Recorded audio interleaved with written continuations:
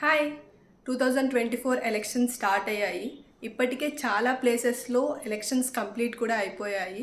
So మీ అందరూ కూడా మీ ఓట్ని మీరు వినియోగించుకున్నారని నేను అనుకుంటున్నాను. ఎందుకంటే మనందరం ఓటింగ్ అంటే ఒక బర్డన్గా ఫీల్ అవుతూ ఉంటాం.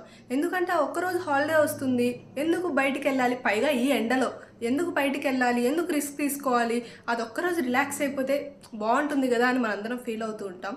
కానీ ప్రతి ఒక్క ఓట్ అనేది చాలా ఇంపార్టెంట్. మనందరం అనుకుంటాం, నా ఒక్క ఓటు వేయకపోతే ఏమవుతుంది, ఒక్క ఓటుతో ఏమన్నా అవుతుందా, ఏమన్నా డిఫరెన్స్ వస్తుందా అని అనుకుంటుంటాం. కానీ అదే ఒక్క ఓటుతో ప్రభుత్వాలు పడిపోయినవి ఉన్నాయి, అదే ప్రభుత్వాలు నిలబడ్డవి ఉన్నాయి.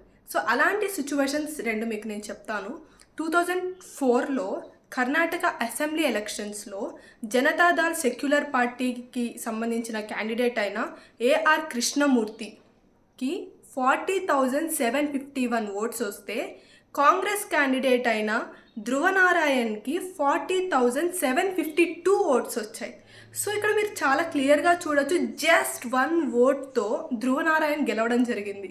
సో ప్రతి ఒక్క ఓట్ అనేది ఎంత ఇంపార్టెంటో మనం ఈ సిచ్యువేషన్లో చూసాం.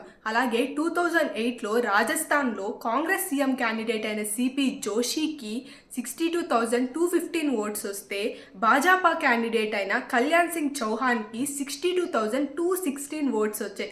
సో ఇక్కడ కూడా మనం చాలా క్లియర్గా చూడొచ్చు, జస్ట్ సింగిల్ ఓట్తో భాజపా క్యాండిడేట్ అయిన కళ్యాణ్ సింగ్ చౌహాన్ గెలవడం జరిగింది.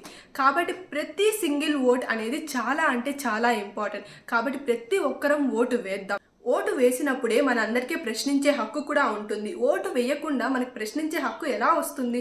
కాబట్టి మనందరం ఓటు వేద్దాం, ప్రశ్నించే హక్కును కూడా పొందుదాం. ప్రతి ఒక్కరం మార్పు రావాలి, మార్పు రావాలి, మార్పు రావాలి అనుకుంటాం. అసలు మార్పు ఎలా వస్తుంది? మార్పు అనేది ఒక ఓటుతోనే మొదలవుతుంది. అసలు ఓటే వేయకుండా మార్పు రావాలి అంటే ఎలా వస్తుంది?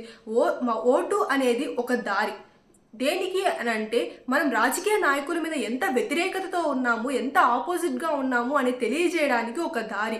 కాబట్టి ఈ దారిని మనం చాలా బాగా ఉపయోగించుకోవాలి. మనం దాన్ని ఉపయోగించుకోనప్పుడు మనం ఎంత వ్యతిరేకతతో ఉన్నాము అనేది వాళ్ళకి ఎలా తెలుస్తుంది? కాబట్టి మనం ఆ ఓటు ద్వారానే మన వ్యతిరేకతని కూడా మనం తెలియజేయాలి. అండ్ ఆల్సో రానున్న 5 సంవత్సరాలు మన జీవితాన్ని మనం ఒక చేతిలో పెడుతున్నాము అని అంటే మనం చాలా అంటే చాలా ఆలోచించాలి. గత 5 సంవత్సరాలు ప్రభుత్వం ఎలా పని చేసింది అనేది కూడా మనం ఆలోచించి ఓటు వేయాలి. There will be some external factors which insist us to vote to some particular political party. అసలు ఈ ఎక్స్టర్నల్ ఫ్యాక్టర్స్ అంటే ఏంటి అని అంటే, ఒక పొలిటికల్ పార్టీ వాళ్ళు వస్తారు, మేము 3,000 ఇస్తాం మాకు ఓటు వేయండి అంటారు. ఇంకొకరు వస్తారు, మేము 5,000 ఇస్తాం మాకు ఓటు వేయండి అని అంటారు. కేవలం దీనికోసమే పొలిటికల్ పార్టీస్ ఎలక్షన్స్ అప్పుడు ఎన్నో వేల కోట్లు ఖర్చు పెడుతుంది. ఈ 3,000, 5,000 తీసుకోవడంలో తప్పేం లేదు, తీసుకోండి. కానీ ఓటు వేసేటప్పుడు మాత్రం ఏ పొలిటికల్ పార్టీకి మీరు ఓటు వేస్తే రానున్న 5 సంవత్సరాల్లో మీరు ఆనందంగా ఉండగలరు అనే నమ్మకం మీలో ఉందో వాళ్ళకు మాత్రమే ఓటు వేయండి. అండ్ ఆల్సో ప్రతి పొలిటికల్ పార్టీ ఎలక్షన్ కంటే ముందు మేనిఫెస్టోని రిలీజ్ చేస్తుంది. ఏ పొలిటికల్ పార్టీ ఇచ్చిన మేనిఫెస్టోని ఇంప్లిమెంట్ చెయ్యగలదు అనే నమ్మకం మీలో ఉందో వాళ్ళకు మాత్రమే మీరు ఓటు వేయండి. అంటే నేనేం చెప్తున్నా అంటే, ఎలాంటి ప్రలోభాలకి గురి కాకుండా మీ ఓటు హక్కును మీరు వినియోగించుకోండి. Thank you.